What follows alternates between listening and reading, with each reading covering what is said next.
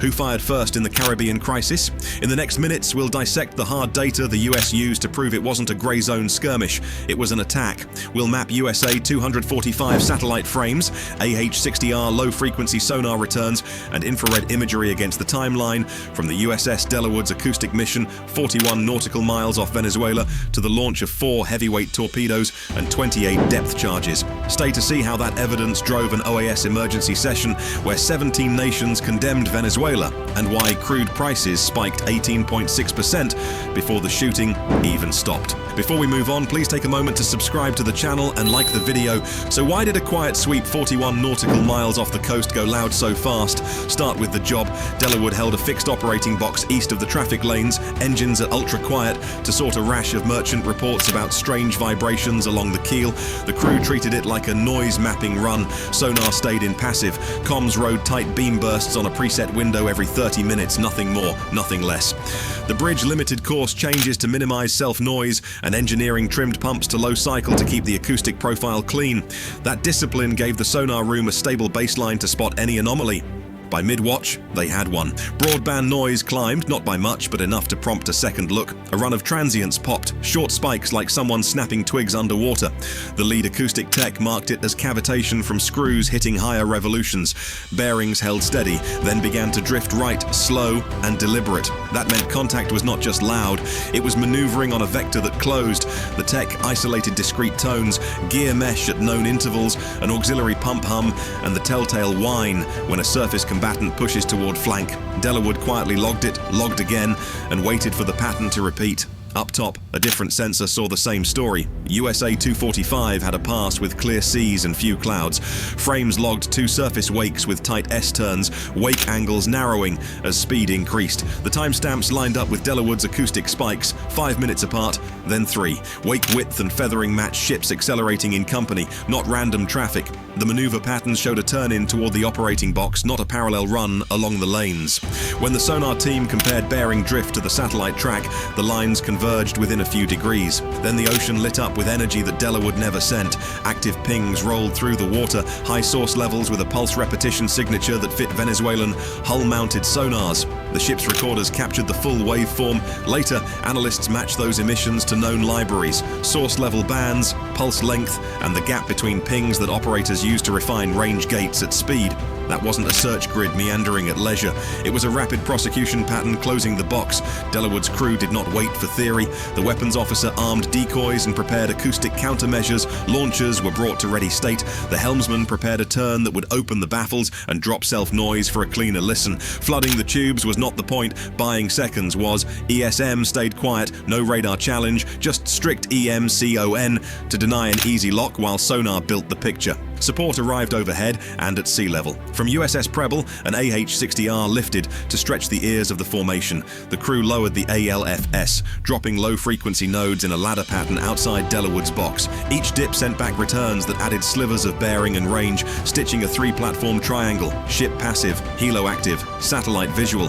The gaps tightened, bearings crossed where the Venezuelan ships would appear if they pressed in. The inflection came before the loud pings grew aggressive. Delawood's passive stacks caught the rise in RPMs and the cavitation bloomed several minutes ahead of the switch. That early warning let the ship adjust depth, alter course, and push speed just enough to spoil an ideal intercept while staying dark. When the first aggressive pulses hit, the crew already had the inbound plotted.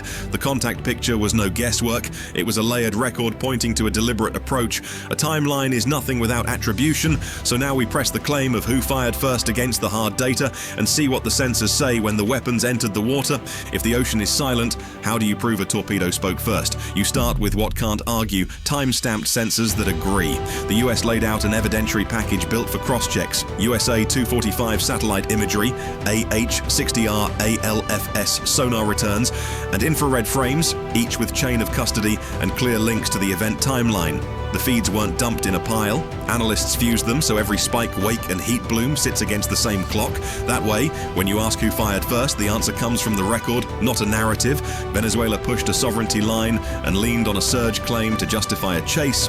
That order shaped the tempo, but what matters is how it translated at sea. At the OAS, their case ran head-on into a forensic trail that matched across platforms. The US brought speed data, launch cues, and blast counts that hold up when you strip away the politics. If you track the story through the sensors, it starts with movement, escalates with launch indicators, and ends where weapons detonate outside territorial waters. Look at the USA, 245 frames. You can read intent in the wakes. The ships drive at flank, wake angles pinched and feathered, not cruising. Their turns aren't lazy arcs. They fit a run-in pattern used to set a clean weapon line. Frame to frame, you see the approach tighten, then a short, deliberate yaw that lines a tube on bearing. The geometry matches a launch profile, not a shadow or a bluff. The images carry timestamps and coordinates, so there's no guess about where that happened. Now the ALFS stream. The low-frequency dips caught two transients that mark tube doors cycling. You hear the door signature first, short, metallic, then gone, followed by the angry rise of cavitation as a heavyweight leaves the rail and grabs water. The propeller signature that follows matches a Type 53 acoustic fingerprint. The blade rate and tone spacing are the tell. Once you lock that pattern, you know what left the ship and when it started its run. Infrared frames close the loop, thermal blooms flared where the depth charges went off, and the sequence lines up with 28 distinct detonations. Heat fades predictably between bursts, then spikes again on the next charge. The geolocation puts every flash outside Venezuelan waters. That point matters because it pins the detonations to international sea space where the US had the right to operate without interference, and Delawood's logs put a human crew inside those numbers. Countermeasures launched in pairs as incoming tracks formed. The boat shifted from 174 meters to 192, a deeper ride to blunt overpressure. After the second wave of impacts, the crew recorded tile damage along the hull and localized flooding in a compartment, both consistent with near-miss shock. Those entries line up to the minute with the ALFS and infrared clocks, so the defensive actions match the offensive timeline. Here's the legal hinge. In international waters, navigation rights stand until a hostile act crosses the line. Torpedoes in the water meet that threshold. Once armed weapons track your hull, self-defense is no longer a theory. It becomes procedure. Countermeasures, maneuver, and measured response. You don't need an exchange of radio threats when the launch signatures are already on file. Fuse it all, and the picture holds. Venezuelan forces fired first, 4 heavyweight torpedoes, followed by 28 depth charges. That sequence justified a lawful, proportional US reply under Operation Silent Verdict. Sensors agreed on the when, the where, and the what, leaving little space for a different story. The real fallout didn't stop at the target area. Within hours, ministries drafted statements and markets priced risk before the smoke even cleared. When sensors line up, the story writes itself. In this crisis, satellite frames, sonar recordings, and infrared reads set the boundaries. Operation Silent Verdict moved because those feeds arrived fast, clean, and verifiable. No speeches changed the plot. The record did. What jumped faster than ships? Prices.